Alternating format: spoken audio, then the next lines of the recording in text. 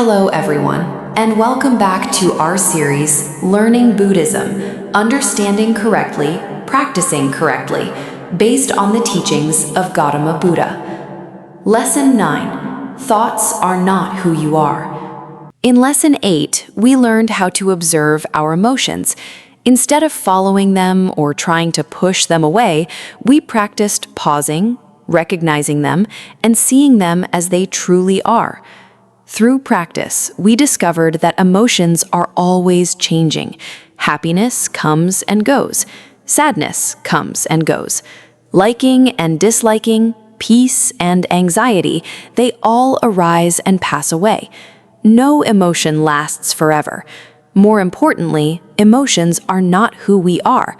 They are simply mental phenomena that appear and disappear. Today, in Lesson 9, we will take another important step on the path of practice, learning how to observe our thoughts. If you pay close attention, you will notice that the mind is almost never completely silent. Even when we sit quietly by ourselves, the mind keeps working. Sometimes it remembers the past. Sometimes it imagines the future. Sometimes it carries on conversations within itself or creates stories about different situations. Someone once joked that although the body is sitting here, the mind has already traveled around the world. That is simply the natural characteristic of the human mind. Thinking itself is not a bad thing. Through thinking, we learn, work, solve problems, and create new things. The real issue lies elsewhere. The problem is that we often do not realize that we are thinking, and when we fail to notice this, we easily believe everything that appears in our minds. For example, suppose a colleague walks past you without saying hello. Immediately, a thought arises. They must be looking down on me. Without awareness, we accept that thought as the truth. Then, unpleasant feelings begin to arise. After that come irritation, anger, and perhaps words or actions that hurt other people. But in reality, that person may simply be tired, dealing with personal problems, or may not even have seen you. This teaches us something very important. Thoughts are not always the truth. They are simply interpretations created by the mind at a particular moment. The Buddha did not teach us to stop thinking, nor did he teach us to fight against our thoughts. What we need to do is recognize and observe them. We should look at thoughts in exactly the same way that we look at emotions. Do not chase after them. Do not push them away. Do not try to control them. Simply acknowledge, I am thinking. It sounds simple, but this is actually a very profound practice. In the past, whenever thoughts appeared, we immediately identified with them. We became the main character in whatever story the mind was telling. When it told stories about the past, we lived in the past. When it spoke about the future, we worried about the future. When it imagined events that had never happened, we still suffered as if they were real. With mindfulness, however, we begin to step back. Instead of saying, I am anxious, we can see more clearly an anxious thought is arising. Instead of saying, I am angry, we recognize angry thoughts are operating in the mind. This shift may seem small, but it is extremely important because it creates a space between the observer and what is being observed, and that space brings freedom. Without that space, we are carried away by our thoughts like leaves helplessly floating down a stream. With awareness, we become like someone standing on the riverbank watching the water flow by. The water continues to flow. Thoughts continue to arise, but we are no longer completely swept away by them. Another interesting thing that you will gradually discover through practice is that thoughts, like emotions, are impermanent. A thought arises, and a few minutes later, it is gone. Then another thought takes its place. Yesterday, we worried about something, but today it no longer matters. Last week, we thought a certain problem was enormous, yet now it seems like only a small wave that has already passed. This shows us that thoughts are not fixed entities. They are processes of arising and passing away. If we do not cling to them or continue feeding them, they naturally fade away. But once we begin analyzing, arguing, imagining, or talking to ourselves about them, a single thought can develop into an entire movie playing in our minds. I believe all of us have experienced this. Someone says one careless sentence, and our minds create dozens of possible scenarios. The more we think, the sadder we become. The more we think, the angrier we become. Eventually, we suffer not because of reality itself, but because of the stories our minds have constructed. Therefore, practicing mindfulness with thoughts does not mean eliminating thinking. It means not continuing to feed unnecessary mental stories. When a thought arises, simply acknowledge, a thought is arising. Then gently return to the present moment.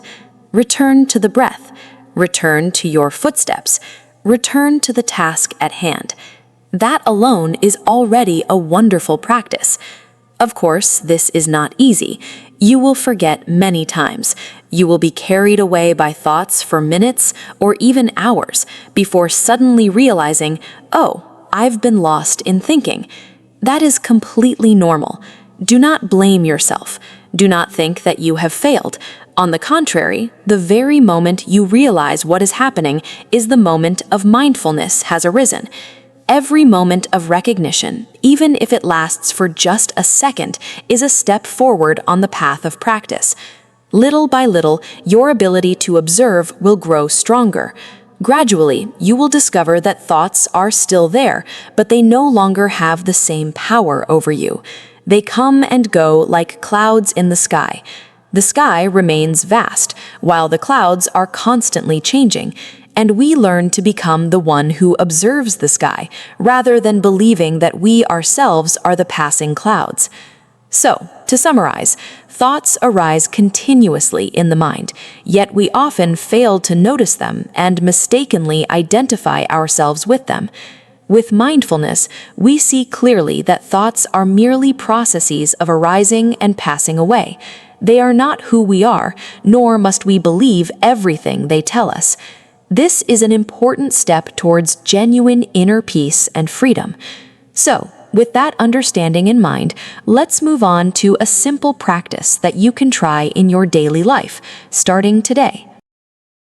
Hello, everyone. Today, let us try a simple practice that you can bring into your daily life. Remember, the goal is not to stop thinking or to make the mind completely silent. The purpose is simply to become aware of what is happening in the present moment. Step 1.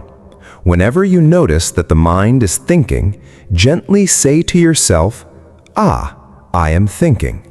That is enough. No judgment, no self-criticism, no attempt to stop the thought. You do not need to think, I should not be thinking, or I am doing this practice badly. Simply recognizing that thinking is happening is already an act of mindfulness. Step 2. Pause for a moment and do not continue following the story. You do not need to force the thought away. Simply refrain from feeding it further. Let the thought be there, just as it is, without adding more ideas, memories, or imagination to it. Then return to whatever you are doing, or come back to your breathing. That alone is sufficient. You can practice this while walking, eating, working, or even during a conversation. The more often you remember to return to the present moment, the stronger your mindfulness will gradually become. If you forget, that is perfectly fine. Everyone forgets. When you remember, simply return. There is no need for frustration or disappointment. Each moment of remembering is itself a moment of awakening and awareness. Practice patiently, little by little. Do not expect immediate results. Like any skill, mindfulness grows through gentle and consistent practice over time. One day, you will realize that thoughts still arise, but they no longer carry you far away as they once did. You will begin to see thoughts as passing events in the mind, rather than commands that must always be obeyed, or stories that must always be believed. And that is a very real kind of freedom, one that anyone can experience through daily practice. That is all for today's lesson. Thank you for taking the time to learn and practice the Buddha's teachings. We look forward to seeing you again in Lesson 10.